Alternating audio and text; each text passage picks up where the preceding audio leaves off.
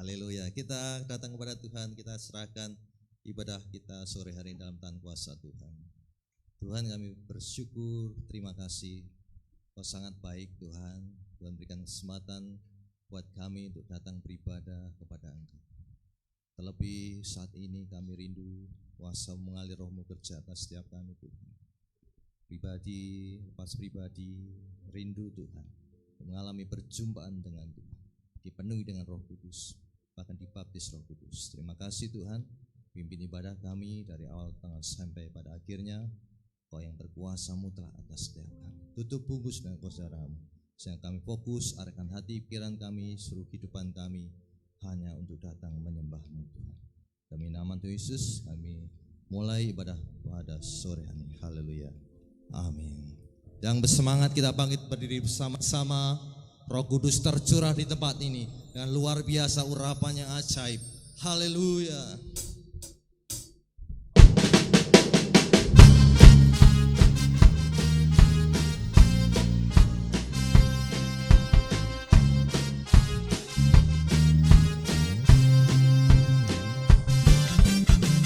Kudus tercurah di tempat ini, urapannya yang ajaib memulihkan umatnya. Roh Kudus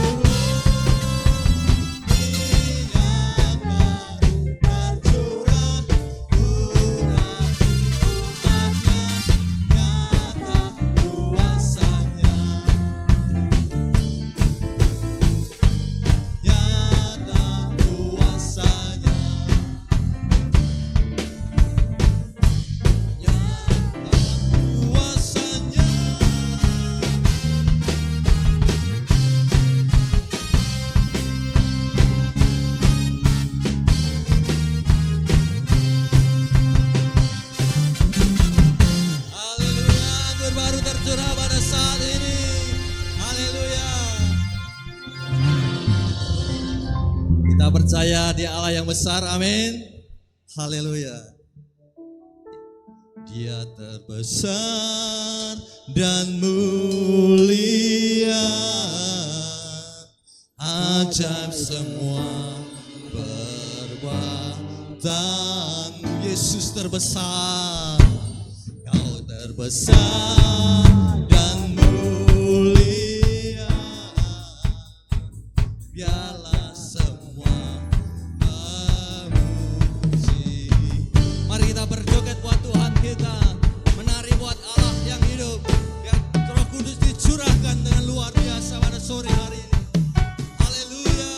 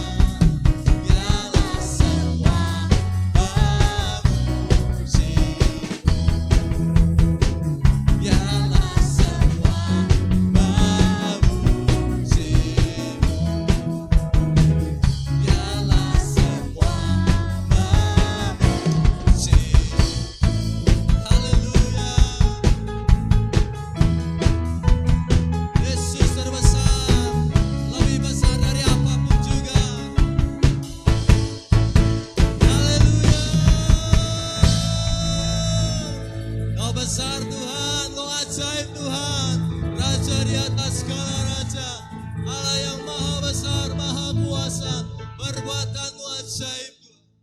Haleluya. Terima kasih Tuhan. Kita bebaskan roh kita.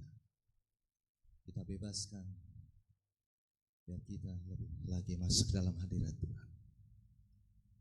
Mari Bapak Ibu Saudara masuk dalam hadirat. Masuk lebih dalam lagi. Biar Roh Kudus bekerja dengan luar biasa. Berikan hatimu, buka seluas-luasnya. Izinkan Roh Kudus memenuhi.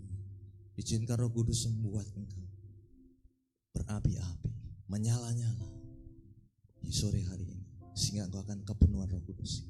Kita semuanya dijamah, dilawat oleh kuasa Tuhan. Haleluya.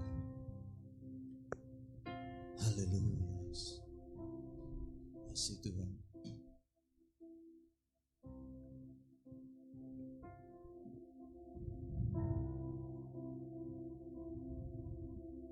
Roh Kudus hadir di sini.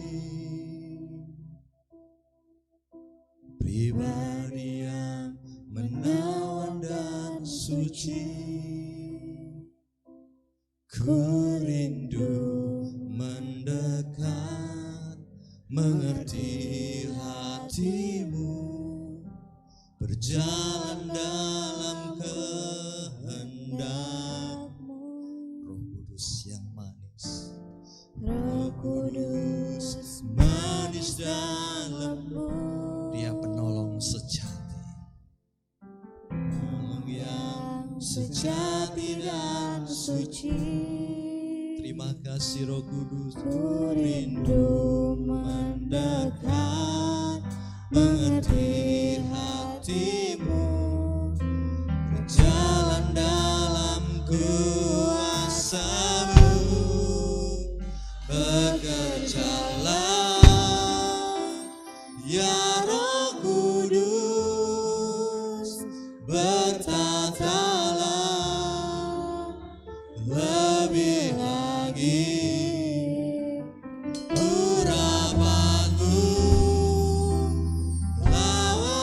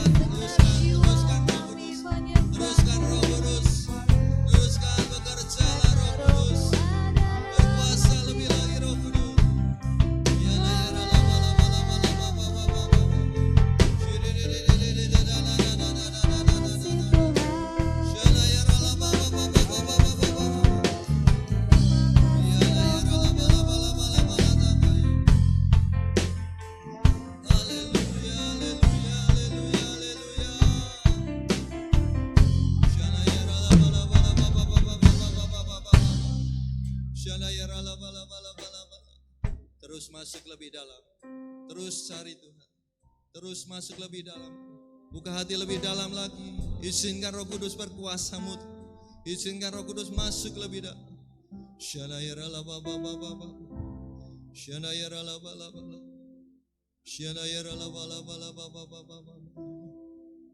Sekarang waktumu Roh Kudus. Sekarang waktumu Roh Kudus. Haleluya. Kami mau lebih dalam lagi. Terima kasih Tuhan. Kau berkuasa-Mu telah atas kami. Haleluya. Terima kasih Tuhan. Roh Kudus, terima kasih. Terima kasih Tuhan. Ya Roh Kudus, silakan duduk dalam hadirat Tuhan. Haleluya.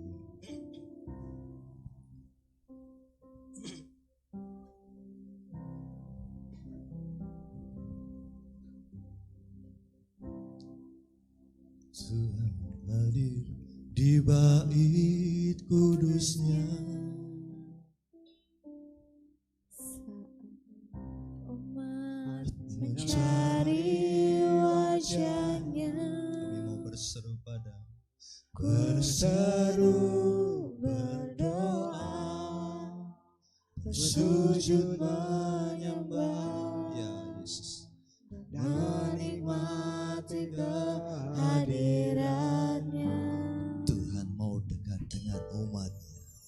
Tuhan mau dekat Dengan umatnya yang datang, yang haus akan Tuhan, datang dengan segenap hatinya. yes Tuhan, berseru, berdoa, sujud menyembah, dan menikmati kehadirannya. Hadirat-Mu memenuhiku, hadirat kudus-Mu penuhi bait-Mu, dan ku tersungkur menyembah-Mu.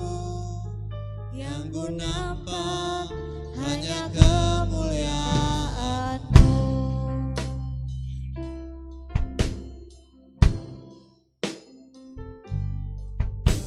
Tuhan hadir di bait kudusnya. Haleluya, Dia hadir di tengah-tengah kita. Umat mencari Dia rindukan kita. wajahnya. Mari masuk lebih dalam lagi. Berseru, berdoa, bersujud menyembah, dan menikmati kehadirannya. Tuhan mau dekat dengan umatnya yang datang dengan segenap hatinya. Berseru, berdoa, bersujud menyembah, dan menikmati kehadirannya. Hadirat-Mu memenuhiku, hadirat kudus-Mu penuhi bait-Mu, dan ku tersungkur menyembah-Mu. Yang ku nampak hanya kemuliaan-Mu. Hadirat, sambil mengangkat kedua tangan kita, imani hadiratnya, hadir setiap kehidupan kita. Hadirat kudus-Mu penuhi bait-Mu, dan ku tersungkur menyembah-Mu. Yang ku nampak hanya kemuliaan. Jemaat saja katakan hadirat. Ini setiap umat-Mu Tuhan merindukan Engkau hadir. Dan kami percaya Engkau sudah hadir tengah-tengah. Melawat menjamah kami Tuhan. Memenuhi setiap hati kami Tuhan. Ya, kami tersungkur menyembah-Mu Tuhan.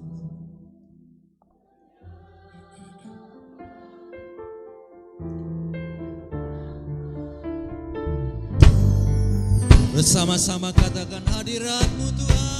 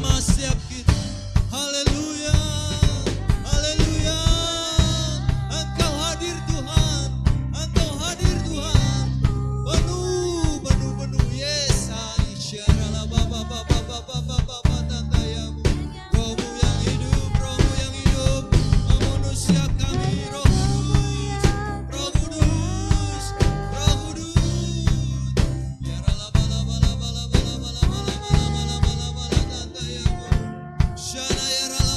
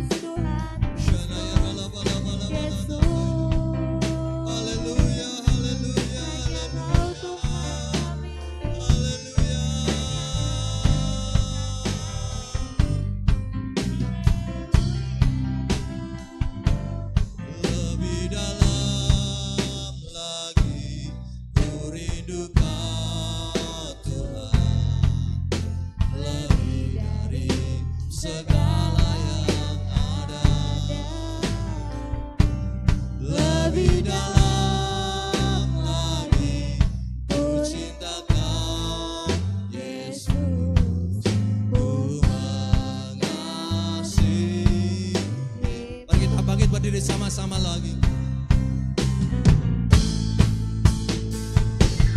Lebih dalam lagi ku rindu Kau Tuhan, lebih dari segala yang ada.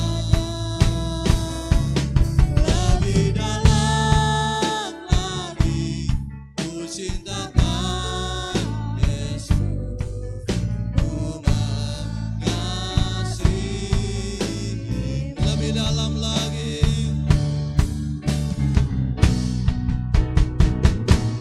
lebih dalam lagi ku rindu Kau Tuhan, lebih dari segala yang ada. Lebih dalam lagi ku cinta Kau Yesus, ku mengasihi.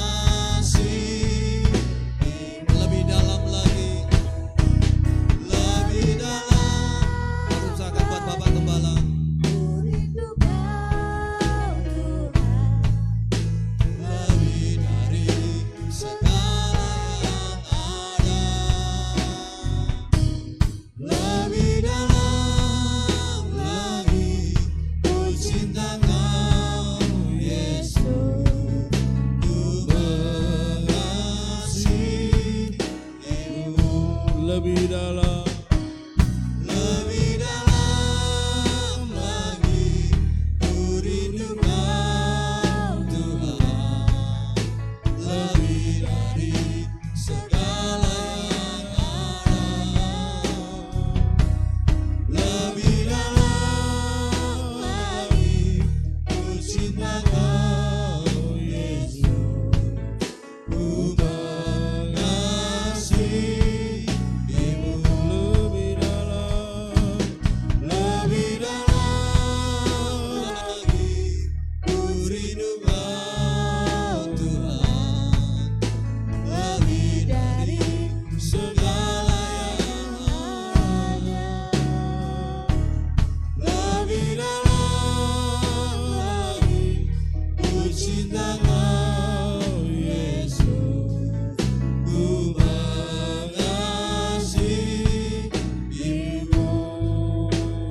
ku mengasihi, Ku mengasihimu,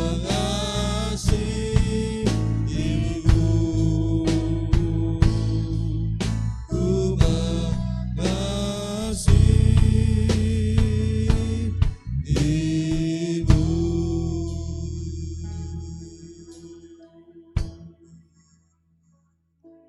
kami mau terus mengasihi Engkau, kami terus mau mencintai Engkau Tuhan lebih dari apapun juga.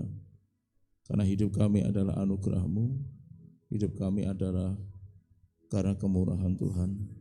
Itu sebabnya Tuhan kami mau sungguh-sungguh ada di dalam Engkau, kami mau sungguh-sungguh terus ada di dalam kehendak-Mu, hadirat-Mu yang terus membebaskan dan menyempurnakan seluruh kehidupan kami.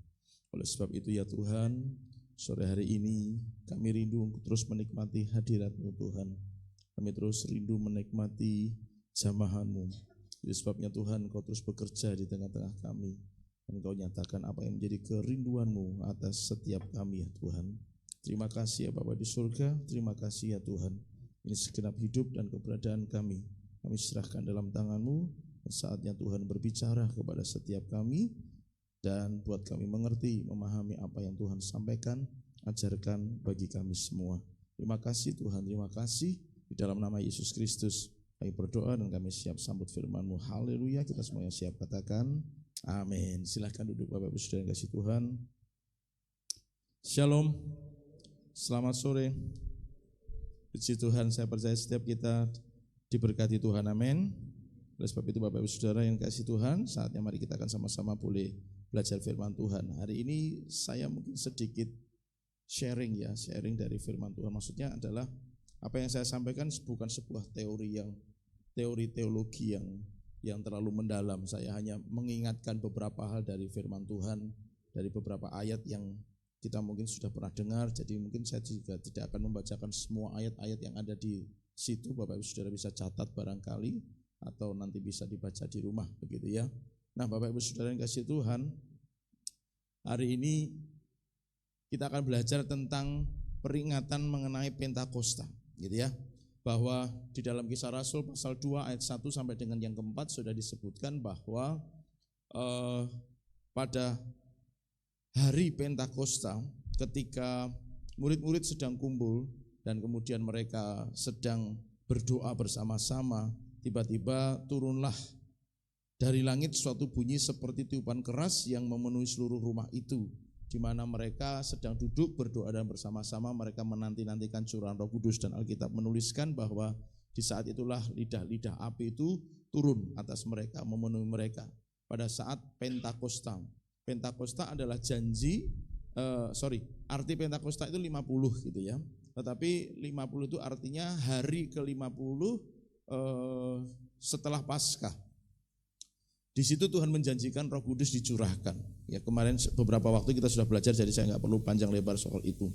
Tapi artinya pencurahan Roh Kudus itu dijanjikan oleh Tuhan untuk setiap orang yang percaya. Dalam konteks Kisah Rasul memang dicurahkan, diberikan kepada para murid yang ada pada waktu itu yang bersama-sama dengan Yesus. Alkitab menulis bahwa ada kira-kira 120 orang yang berkumpul di loteng Yerusalem dan mereka berdoa bersama-sama. Dan sampai dengan hari ini, kalau menurut cerita orang-orang yang pernah pergi ke Israel, loteng Yerusalem itu masih ada dan selalu ada orang yang berdoa di sana. Itulah sebabnya api itu tidak boleh padam, Bapak Ibu Saudara kasih Tuhan.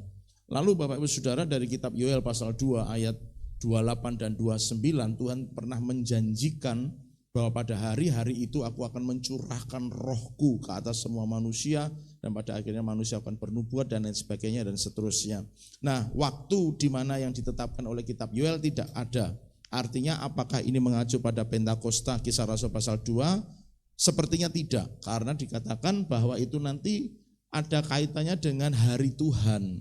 Jadi artinya yang dinubuatkan oleh kitab Yoel soal Tuhan mau mencurahkan Roh Kudusnya itu bisa jadi terjadi di zaman-zaman ini, di zaman-zaman menjelang kedatangan Tuhan kembali, di zaman-zaman di mana hari ini saudara dan saya hidup.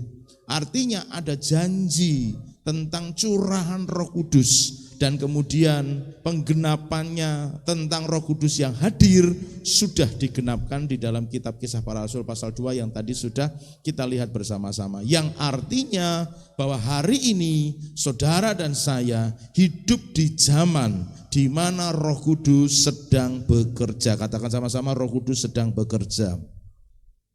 Yang artinya bahwa saudara dan saya hari ini sedang berada dalam zaman di mana Roh Kudus sedang dicurahkan secara luar biasa. Dicurahkan dalam pengertian tidak berarti tidak ada kemudian dijadikan ada, tetapi dicurahkan dalam pengertian bahwa Roh Kudus sedang bergerak, bekerja dengan luar biasa menggenapi firman Tuhan yang sudah dinubuatkan. Yang artinya jika gereja tidak ikut dalam aliran itu, gereja tidak ikut di dalam kegerakan itu, gereja tidak mengikuti aliran yang sedang Roh Kudus kerjakan, maka gereja akan menjadi gereja yang ketinggalan. Jawil kanan kiri bilang jangan sampai ketinggalan. Yang artinya Bapak Ibu Saudara, hari ini adalah hari di mana kita benar-benar harus menyadari saatnya kita harus mengalami hidup kepenuhan Roh Kudus. Katakan sama-sama, kepenuhan Roh Kudus. Tidak lagi sebagai penonton, tidak lagi sebagai penyimak, tidak lagi sebagai sekedar saksi, tetapi menjadi pelaku dari kegerakan Roh Kudus. Katakan sama-sama, pelaku kegerakan Roh Kudus. Maka Bapak Ibu Saudara, kita harus mempersiapkan diri kita. Kita harus benar-benar membuka hati kita. Kita harus benar-benar menyadari bahwa ya, aku harus terjun, aku harus ikut ketika Roh Kudus bergerak, ketika Roh Kudus mengalir, ketika Roh Kudus bekerja, aku harus ada di dalamnya agar aku tidak menjadi gereja yang ketinggalan. Nah, pada saat Tuhan menyatakan Roh Kudusnya Bapak Ibu Saudara, tentu tidak hanya sekedar sebagai gaya-gayaan. Ketika Tuhan mencurahkan Roh Kudusnya, tidak hanya sekedar hanya menjadi semacam tren begitu ya. Ketika Tuhan mencurahkan Roh Kudusnya, tidak hanya sekedar supaya ya, gerejaku jadi sakti mandraguna, tidak begitu. Ada tujuan yang sudah Tuhan tetapkan ketika Roh Kudus itu dicurahkan dalam kehidupan orang percaya. Nah, menurut Kisah Rasul pasal 1 ayat 8, Bapak Ibu Saudara, kamu akan menjadi saksiku kalau Roh Kudus turun ke atas kamu. Maka yang pertama, bahwa tujuan daripada Tuhan memberikan Roh Kudus-Nya, tujuan di mana gereja mengalami kepenuhan Roh Kudus adalah supaya ada kuasa untuk bersaksi. Katakan sama-sama, kuasa untuk bersaksi. Artinya apa? Bahwa Injil kerajaan harus diberitakan. Berita tentang keselamatan di dalam Yesus Kristus harus disampaikan. Semua orang harus mendengar tentang berita itu. Tetapi berita itu hanya bisa akan tersampaikan apabila gerejanya memiliki kuasa di dalam Roh Kudus. Katakan kuasa dalam Roh Kudus. Enggak bisa sendirian, enggak bisa dengan kekuatan manusia kita, Bapak Ibu Saudara. Hanya mampu dan sanggup dikerjakan apabila punya kuasa Roh Kudus. Karena yang menggerakkan orang untuk berani memberitakan Injil adalah kuasa Roh Kudus. Maka gereja tanpa Roh Kudus akan menjadi gereja yang mati. Mungkin bisa saja jumlah jemaatnya besar, tapi tanpa Roh Kudus gereja itu tetap menjadi gereja yang mati, gereja yang tidak bermisi. Ingat slogan atau moto gereja kita, gereja yang ada yang ingat, ada yang lupa, ada yang belum pernah dengar. Gereja yang iluminatif, dinamis, misioner. Iluminatif itu penuh dengan pewahyuan ilahi, penuh dengan penyingkapan rahasia ilahi. Dinamis itu terus bergerak, bukan gereja yang diem. Anda masuk ke CSK Family harus jadi gereja yang bergerak. Kasih tahu kanan kiri, katakan harus jadi gereja yang bergerak. Itu dinamis dan misioner. Misioner itu misi. Misi itu artinya memberitakan Injil. Gereja yang bergerak memberitakan Injil dengan pewahyuan yang Tuhan taruh. Itu CSK Family, katakan amin. Maka gereja saudara yang masuk ke CSK Family harus iluminatif, dinamis, misioner. Gitu ya Bapak Ibu Saudara. Maka itu tujuannya kenapa Tuhan ngasih Roh Kudus. Tujuannya kenapa harus penuh Roh Kudus. Tanpa Roh Kudus gak mungkin jadi gereja yang bersaksi, gak mungkin jadi gereja yang misioner, gak mungkin jadi gereja yang dinamis, gak mungkin jadi gereja yang iluminatif. Karena semuanya itu hanya dikerjakan oleh Roh Kudus. Nah berikutnya Bapak Ibu Saudara, tujuannya kenapa mesti penuh Roh Kudus, ngalami Roh Kudus. Karena dari 2 ayat itu kita bisa belajar. Ternyata Bapak Ibu Saudara, Roh Kudus itu yang kemarin kita pelajari sebagai pribadi yang menginsafkan dosa. Ternyata Roh Kudus dalam konteks ini juga diberikan kuasa untuk menguduskan.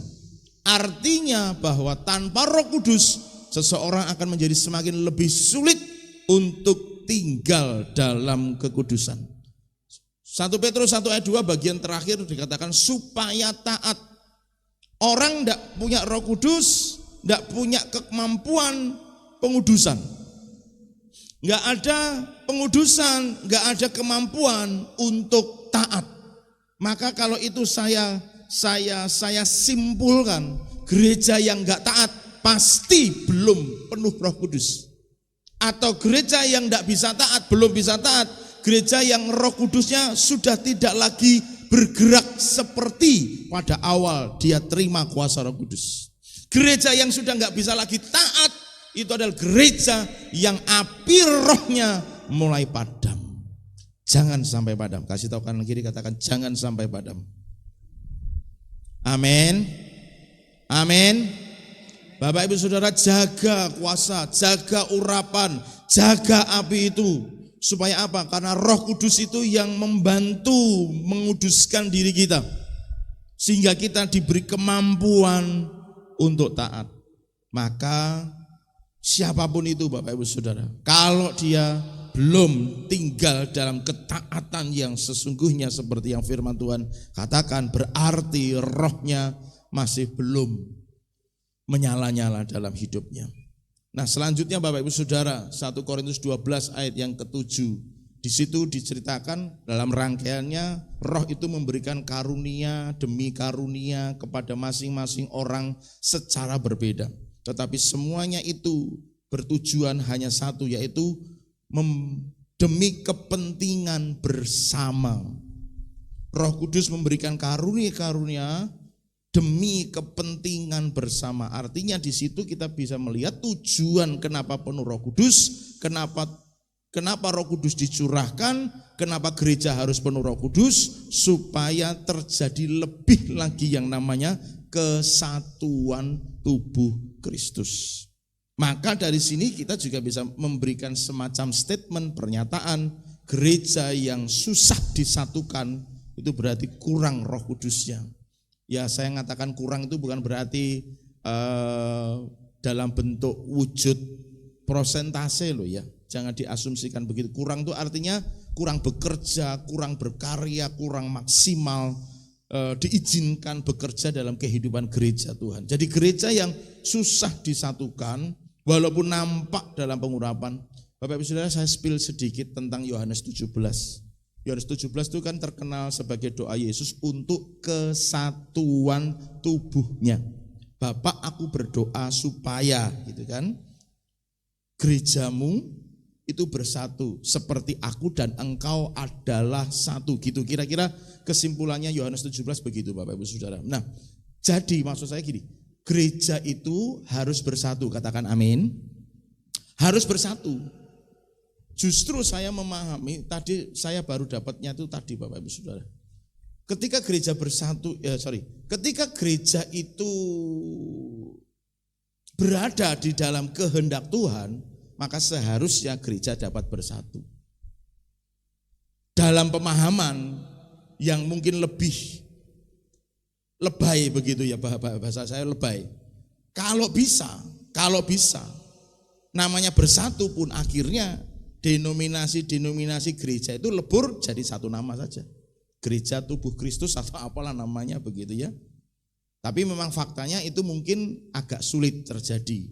Bahwa 300-an merek gereja di Indonesia melebur jadi satu merek gereja saja kayaknya memang sulit. Tapi secara prinsip harus bisa bersatu. Nah, menjadi tidak logis menurut pemahaman saya adalah ketika seharusnya gereja bersatu, kok malah mendirikan gereja baru, merek baru.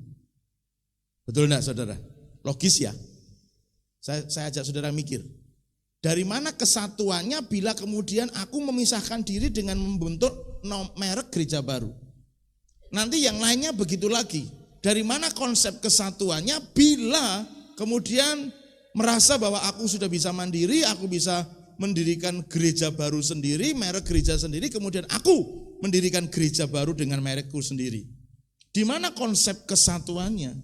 Kalau itu yang terus terjadi, maka gereja yang memecahkan, memisahkan diri dengan alasan-alasan apapun menurut saya itu sudah tidak alkitabiah. Saya tegas ngomong ini, silakan direkam enggak apa-apa. Gereja yang menurutnya dapat dari Tuhan memisahkan diri, bikin merek baru sudah tidak alkitabiah.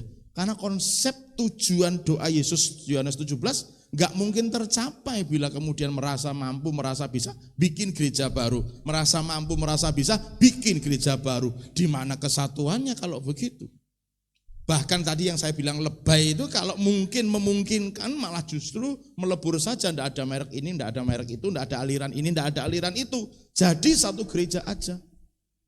Harusnya begitu karena Yohanes 17 ngomongnya Yesus berdoa untuk kesatuan tubuhnya. Artinya begini maksud saya Bapak Ibu Saudara, sehubungan dengan membangun tubuh Kristus, berarti gereja yang nampaknya wow, tapi kalau dia pada akhirnya punya pemahaman berani memisahkan diri hanya karena merasa mampu dan bisa, menurut saya kok sepertinya konsep ini hilang. Roh Kudusnya saya enggak tahu. Ya memang luar biasa, maka jangan terlena dengan hal-hal tersebut. Kasih tahu kanan kiri, bilang jangan terlena. Wah, sana gereja bagus, sana gereja hebat, sana gereja luar biasa. Tunggu, dia lahir dari seperti apa. Kalau dia lahir memisahkan diri, dia lahir dari perpecahan, saya tidak yakin, karena Alkitab nulis dengan jelas. Bedanya karunia itu saja demi kepentingan bersama, konsepnya kesatuan tubuh jelas. Maka gereja yang memisahkan diri, saya tidak yakin, tapi banyak orang tergiur hanya karena merasa di sana ada hadirat Tuhan, di sini tidak ada hadirat Tuhan. Ya, itu pendapat pribadi masing-masing, saya tidak berani menyalahkan.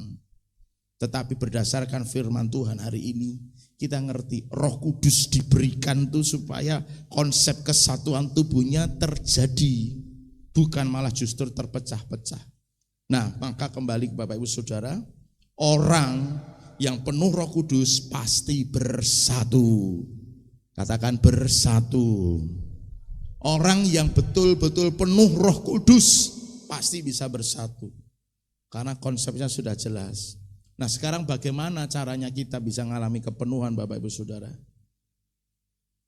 Ayatnya ada di situ, silakan baca Bapak Ibu Saudara. Bertobatlah, maka kamu akan menerima karunia Roh Kudus.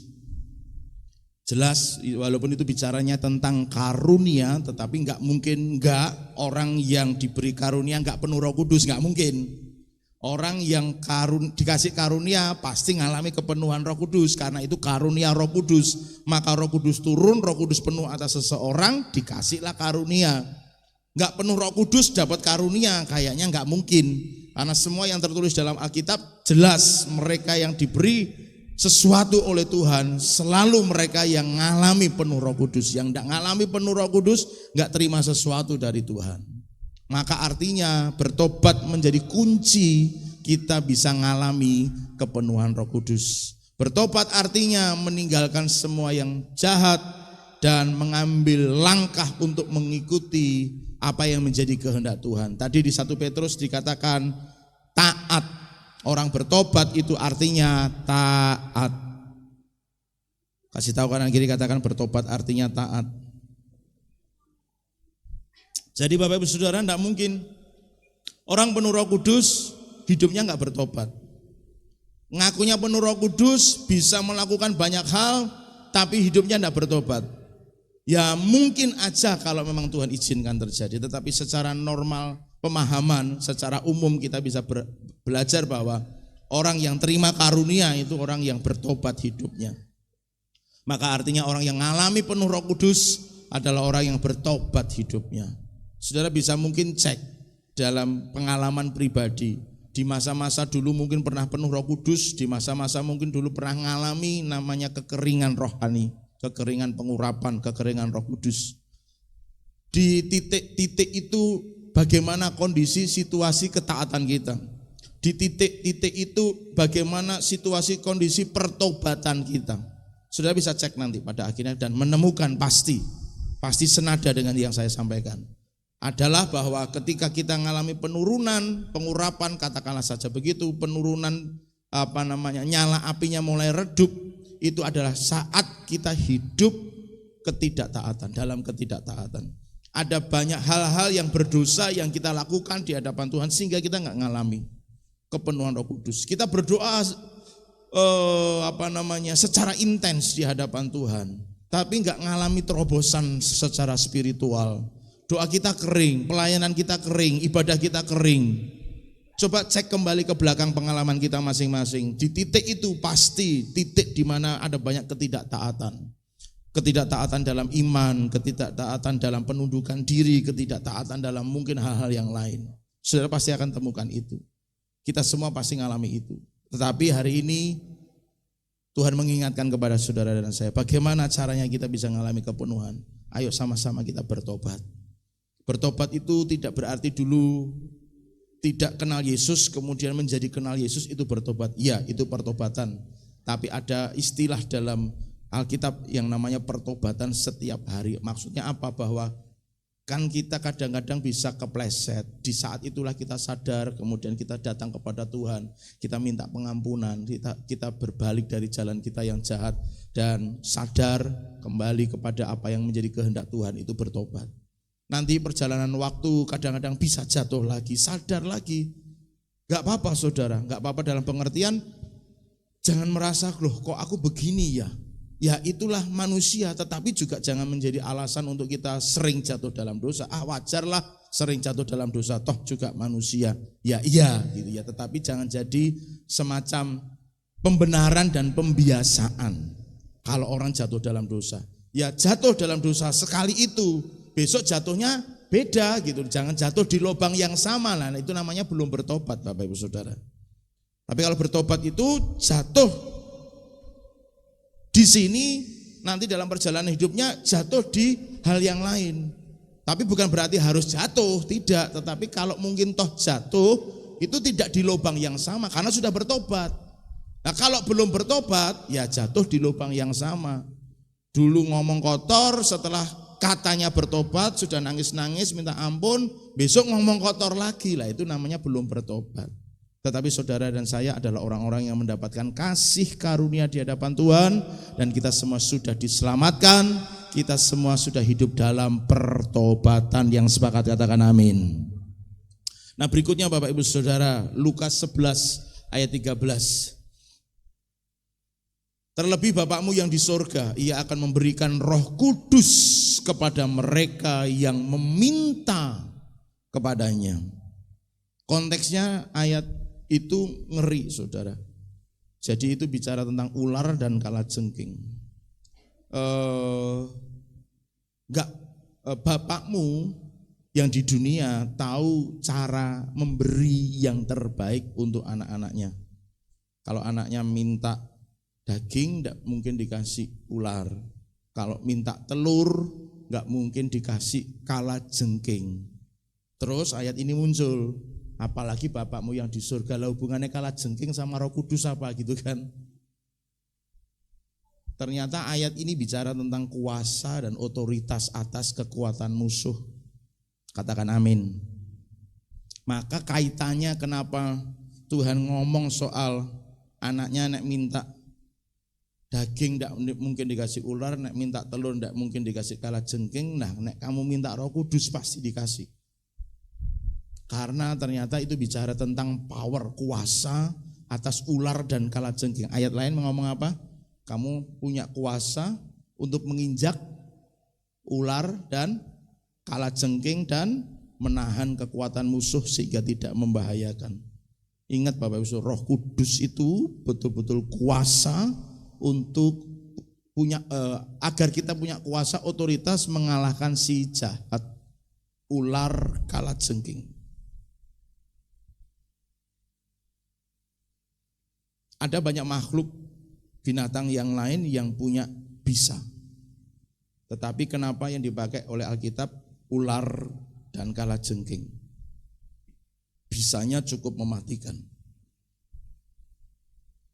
Bisanya langsung di depan. Jadi artinya apa? Bahwa Roh Kudus sangat dibutuhkan karena kita harus bisa mengalahkan si jahat dan hanya bisa dengan kuasa Roh Kudus. Jadi Bapak Ibu Saudara, bagaimana caranya kita bisa terima Roh Kudus? Pada akhirnya mintalah dengan iman.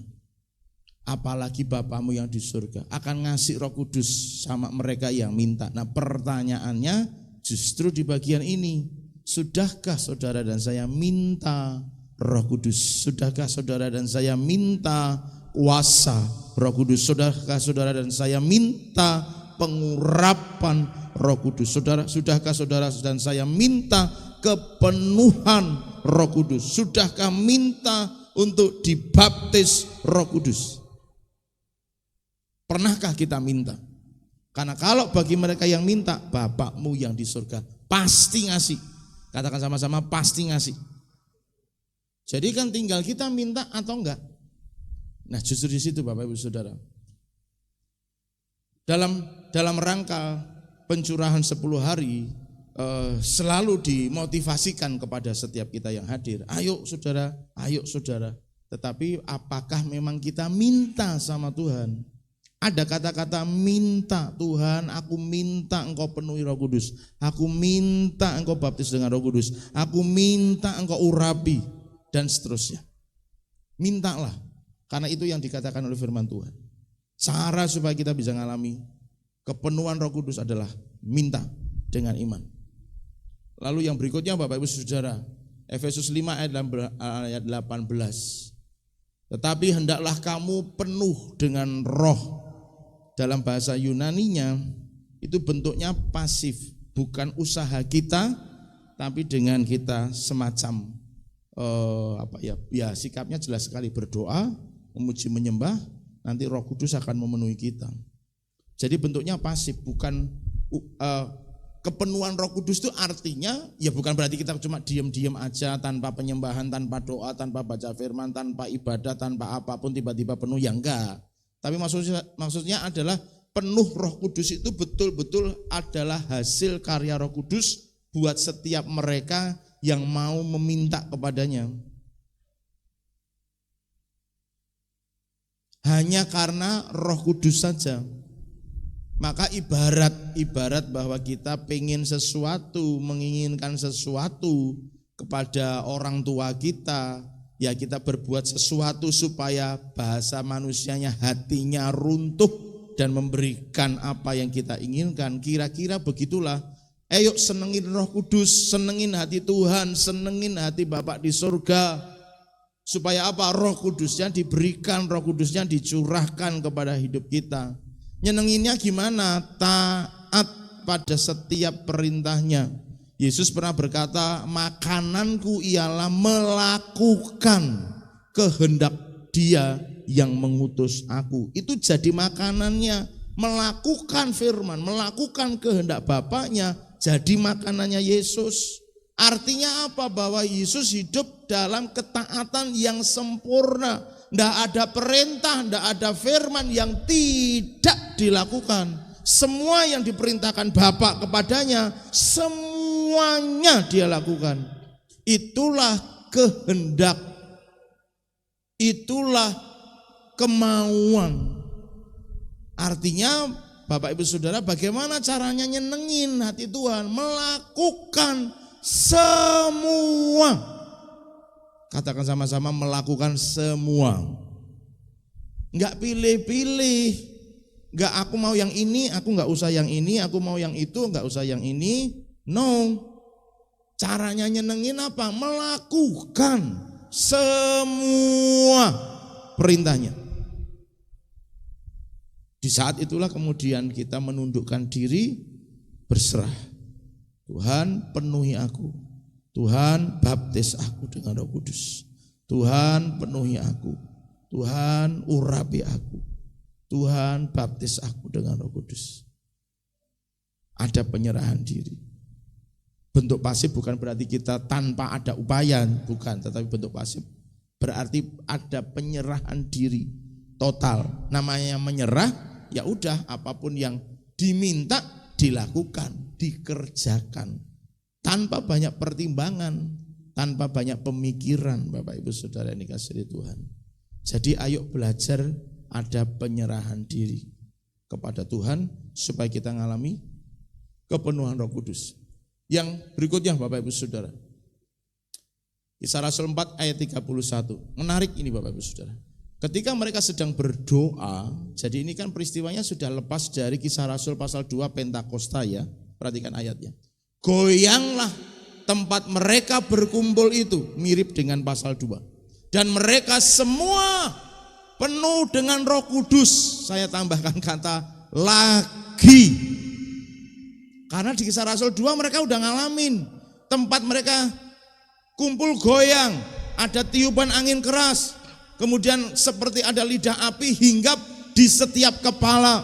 Dan mereka dapat bahasa-bahasa baru. Waktu di pasal 4 ayat 31 mereka sedang kumpul dan berdoa. Tempat mereka berkumpul goyang lagi. Mereka penuh lagi dengan Roh Kudus. Artinya pengalaman kepenuhan Roh Kudus itu gak cuma sekali. Tidak sekali. Terus berulang, terus berulang, terus berulang, terus berulang. Maka Bapak Ibu Saudara yang sudah mungkin ngerasa pernah dapat ngalami kepenuhan Roh Kudus, baptis Roh Kudus, jangan berpuas diri. Katakan amin. Harus terus. Nah, kuncinya ada di mana? Waktu mereka kumpul itu sendiri-sendiri atau barengan? Bareng. Catat baik-baik. Bareng. Oke, catat ya. Namanya kumpul itu enggak sendiri-sendiri, bareng. Terus ngapain? Doa bersama. Goyang tempat mereka kumpul itu. Dan mereka penuh Roh Kudus lagi. Dahsyat. Katakan dahsyat. Roh Kudus itu kalau sudah mau kerja luar biasa, Bapak Ibu Saudara. Kita nggak bisa nahan, tapi kuncinya harus Bapak Ibu Saudara ngerti, pahami, lakukan bersama. Itu nggak masing-masing di rumah masing-masing. Mereka ngalami kepenuhan lagi itu tidak pisah-pisah. Katakanlah misalnya Kisah Rasul 2 disebutkan tadi, kita udah baca di awal, mereka kumpul nih, mereka penuh nih, mereka sudah nyebar beritakan Injil nih, terus kepenuhan terus. No. Alkitab nulis dengan jelas. Siapa yang berani menentang firman Tuhan? Saya tidak berani. Alkitab nulis. Kalau Alkitab nulis itu berarti kita memang harus ngikutin apa yang tertulis di dalamnya. Alkitab nulis waktu mereka kumpul barengan lagi, doa lagi bareng kayak Kisah Rasul 2 tadi. Padahal di Kisah Rasul 2 itu sudah bolak-balik saya omongkan, mereka kumpul itu berapa hari? Nunggu pencurahan itu 10 hari setelah kenaikan Yesus. Kumpul loh, setiap hari loh, 10 hari berturut-turut loh. Jadi maafkan ya Bapak Ibu Saudara, kalau pengen ngalami kepenuhan, harganya harus dibayar. Konsekuensinya harus dikerjakan supaya ngalami. Kalau cuma kepengin maaf ya bahasa saya mungkin terlalu kasar. Tapi kalau memang bahasanya kayak ya udahlah sak longgarku, no, nggak akan pernah bisa ngalamin. Mereka kumpul lagi, mereka doa bareng lagi, dan mereka kepenuhan Roh Kudus lagi. Luar biasa. Jadi di bagian ini bagaimana cara kita bisa ngalami? Ya sering kumpul bareng. Intinya adalah penyembahan, doa, firman. Jadi Bapak Ibu Saudara, ayo alami penuh Roh Kudus. Ayo rindukan Roh Kudus memenuhi kita. Mas Efra bisa tolong maju ke depan. Ayo Bapak Ibu Saudara, kalau dalam hitungan 10 hari setelah kenaikan, kita hari ini ada di hari yang ke-9. Nah, saya mengajak Bapak Ibu Saudara, ini tidak momen ibadah raya semata, tapi ini adalah penantian yang ke-9, istilah saya begitu ya. Penantian bukan berarti Roh Kudus belum dicurahkan, bukan, tetapi dalam konteks kita yang merindukan, dalam konteks kita yang menanti-nantikan, dalam konteks kita yang minta, dalam konteks kita yang haus dan lapar akan Dia. Ini hari yang ke-9. Masih ada 1 hari lagi, kapan? Besok. Jadi untuk kumpul bersama tadi, bareng tadi, besok datang lagi. Kasih tahu kanan kiri, bilang besok datang lagi.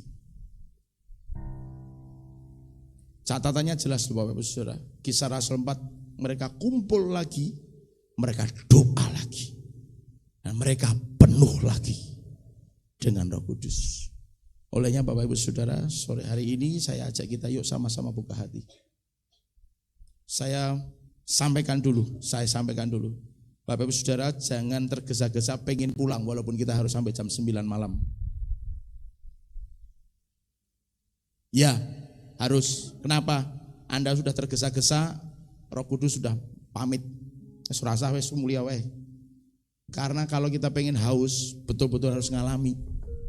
Ya, saya sih nggak ngomong sampai pasti sampai jam 9 malam. Tapi maksud saya kalau memang Roh Kudus nanti bekerja, Tuhan kok berkenan untuk bergerak bekerja dalam hidup kita, dan kemudian kita ngalami sesuatu yang dari Tuhan, dan itu membutuhkan waktu yang cukup untuk dia leluasa bekerja dalam kehidupan kita, ya biarkan dia bekerja sampai selesai. Yang siap katakan amin. Jadi jangan ke susu pulang, kasih tahu kanan kiri, rasah ke susu. Nikmati hadirat Tuhan, kasih tahu saudara. Amin. Andai kata yang ada yang walapak pun janjian niki ngkerengke dandang yus karmulah, silahkan kundur kalau memang belum selesai.